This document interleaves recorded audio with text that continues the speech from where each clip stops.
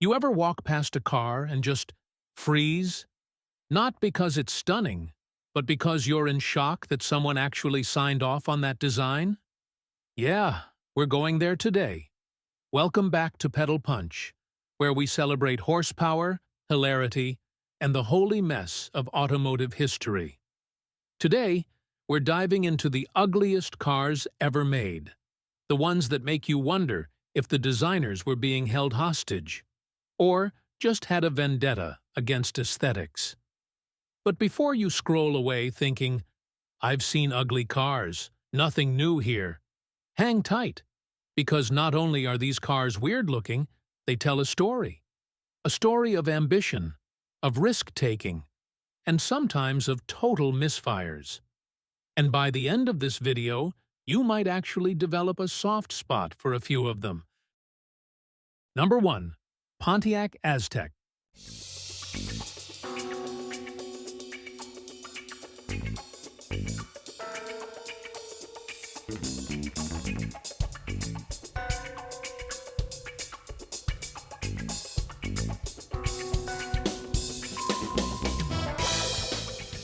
The Pontiac Aztec. Just saying the name can trigger flashbacks to early 2000s design crimes. From the moment it rolled onto dealership lots, people didn't know whether to laugh or cry. With its sloped front that looked like it was melting under pressure, mismatched panels, and enough plastic cladding to start a Lego store, the Aztec felt like a concept car that escaped into the real world before anyone could stop it.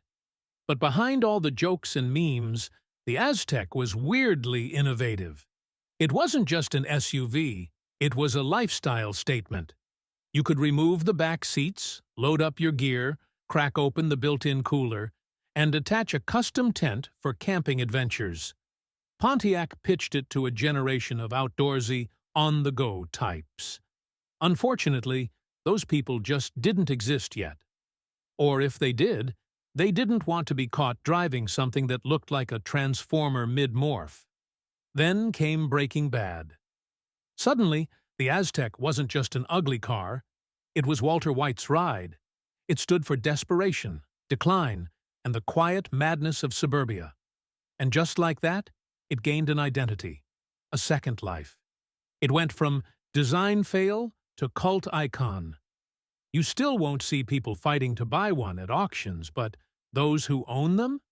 They get nods, respect, smirks. It's the automotive version of that weird kid in school who grew up to be interesting. Number 2. Fiat Multipla.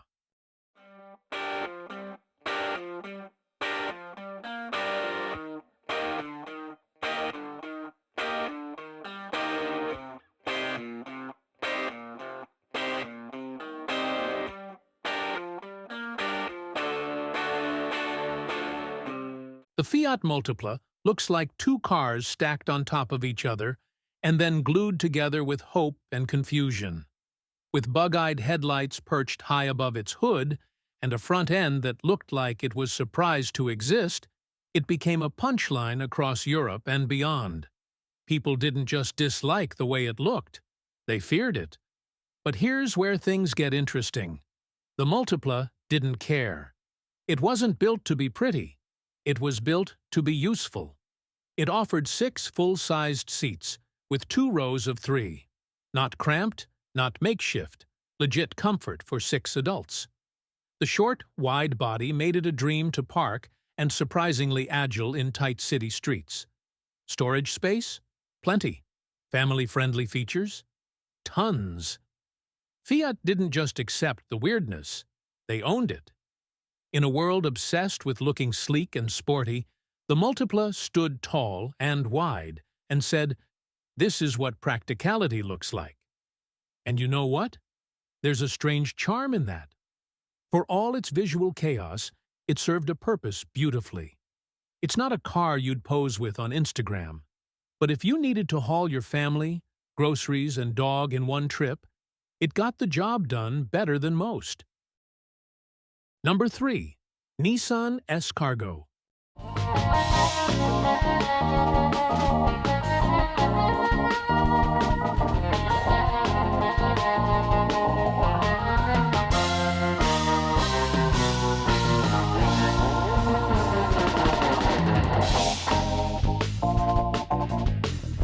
Imagine waking up and saying, "Let's build a van that looks like a snail."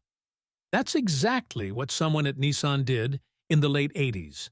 And somehow, the idea made it through meetings, approvals, and into actual production. The result? The Nissan S-Cargo.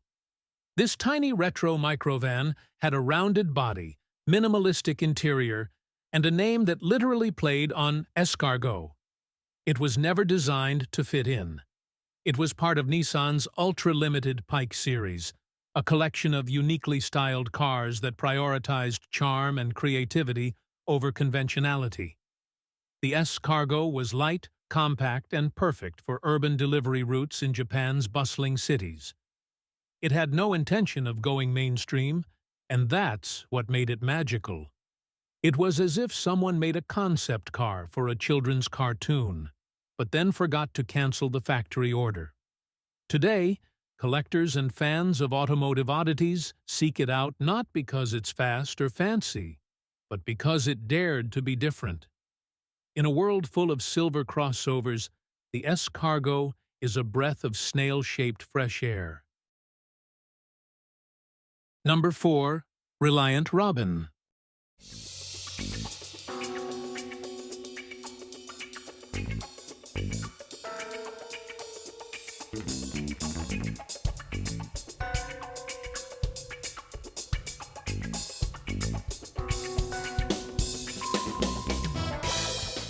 You haven't truly experienced vehicular chaos until you've taken a sharp corner in a Reliant Robin. Built in the UK, this three-wheeled wonder was lightweight, affordable, and driven with a motorcycle license. Sounds good until you try to turn. With just one wheel up front, handling all the steering duties, the Robin was unstable. Like, comedically unstable. Top Gear's Jeremy Clarkson famously rolled it over repeatedly on camera. And suddenly, the Robin wasn't just a car. It was a joke. A beloved, wobbly, fiberglass joke. And yet, it sold in surprising numbers. British families bought it. People restored them. Some even raced them. The charm wasn't in its speed or elegance. It was in its quirks. It's a reminder of a time when automotive rules were looser, budgets were tighter, and practicality meant thinking outside the box, or outside the fourth wheel, apparently. Sure, it's not safe, and no, you probably shouldn't daily one, but as a symbol of eccentric British engineering, the Reliant Robin deserves a place in history, preferably upright. Number 5. Chrysler PT Cruiser.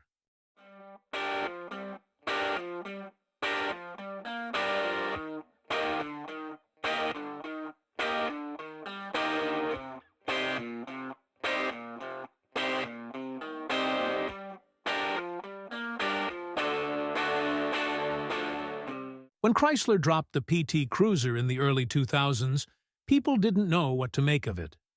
Was it cool? Was it awful? Was it trying to be a gangster car from the 1930s? Or just a quirky runabout with hot rod dreams? The answer was yes, all of it.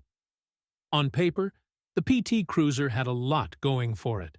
The high roofline meant tons of headroom. The cargo space was versatile. It even came with a turbocharged version that could scoot around town respectably. For budget-conscious buyers looking for something different, it was kind of a hit. And then the customizers showed up. Flames on the fenders. Chrome, everything. Faux wood panels.